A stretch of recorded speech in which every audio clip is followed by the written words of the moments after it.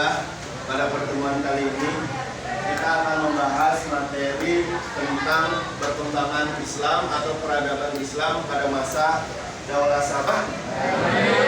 Nah, tetap semangat belajarnya ya.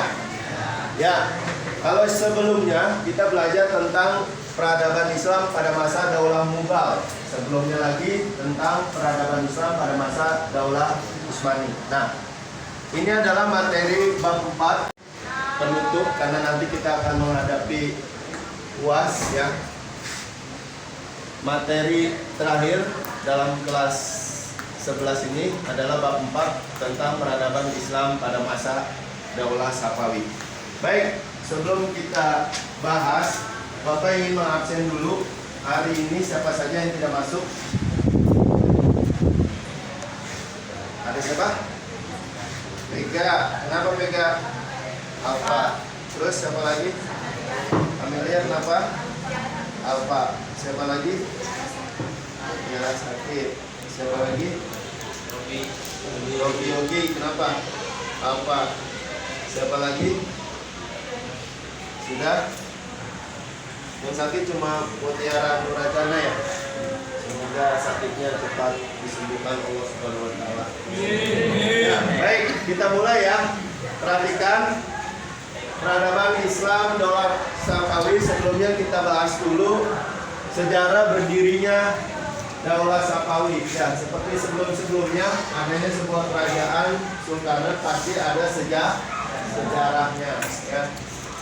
Perhatikan, Daulah Safawi di Persia baru berdiri pada waktu Daulah Turki Utsmani sudah mencapai puncak kejayaannya. Jadi berbarengan dengan masa Daulah Utsmani sedang jaya-jayanya, berdiri di Persia namanya Daulah Safawi. Daulah Safawi ini berkembang cukup cepat ya. Istilah nama Safawi ini terus dipertahankan. Awal mulanya adalah dari tarekat Safawiyah. Ini bentuknya seperti pengajian-pengajian kalau di daerah kita ya. Awalnya itu dari pengajian-pengajian, di sana disebutnya tarekat.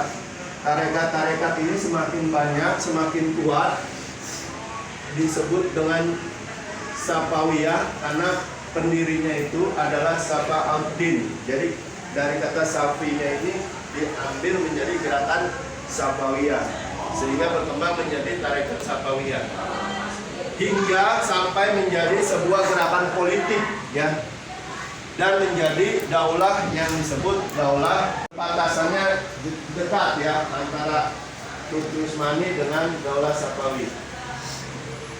Daulah Safawi merupakan peletak dasar berdirinya negara yang sekarang berdiri adalah negara Iran. Negara apa? Nah, silakan kalian bagi yang ingin menulis, nanti hasil tulis kalian akan Bapak nilai ya. Dalam rumahnya akan Bapak nilai. Lanjut ya. Penganut tarekat Safawiyah ini sangat fanatik terhadap ajarannya. Hal tersebut ditandai dengan adanya itikad yang kuat dari kalangan mereka untuk mendirikan sebuah kekuasaan tersendiri. Jadi tidak mau mengikut atau mengekor oleh Daulah Utsmani yang merupakan sebuah khilafah ya. Pemimpinan umat Islam pada saat itu Turki Utsmani. Nah, di daerah Persia ini tidak mau, sehingga dia sangat berkeinginan kuat untuk menjadi sebuah daulah sendiri ya. Di bawah kepemimpinan yang pertama ini namanya Junaid ya. Junaid ini berkuasa memimpin tarekat Safawiyah menjadi gerakan politik ini mulai dari tahun 1447 sampai dengan 1460 Masehi. Jadi kurang lebihnya hampir 13 tahun ya. Di bawah kepemimpinan Junaid ini terbentuk prajurit yang siap dan kuat untuk memasuki dunia politik ya, mendirikan sebuah negara.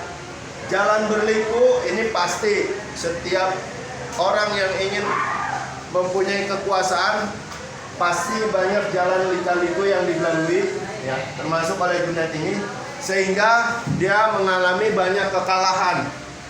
sampai akhirnya tertangkap oleh Daulah Utsmani dan dia diasingkan. Ya, ini awalnya. Dilanjutkan ketika Junaid ini akan wafat, meninggal, ini dilanjutkan oleh anaknya bernama Haidar. Ya. Haidar ini lalu dinikahkan oleh cucu atau keturunan dari Uzun Hasan. Nah, dari pernikahannya lahir yang namanya Ismail.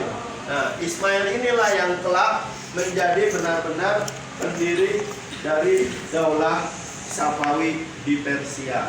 Ya, itu awal mula berdirinya sebuah daulah Safawi di Persia. Ya, jadi di awal mulai dari gerakan tarekat Safawiyah, sehingga mereka beritikat, berkeinginan kuat mendirikan kekuasaan sendiri, bergerak dari yang namanya pengajian biasa menjadi gerakan politik, sehingga mencapai puncaknya mereka mendirikan sebuah daulah.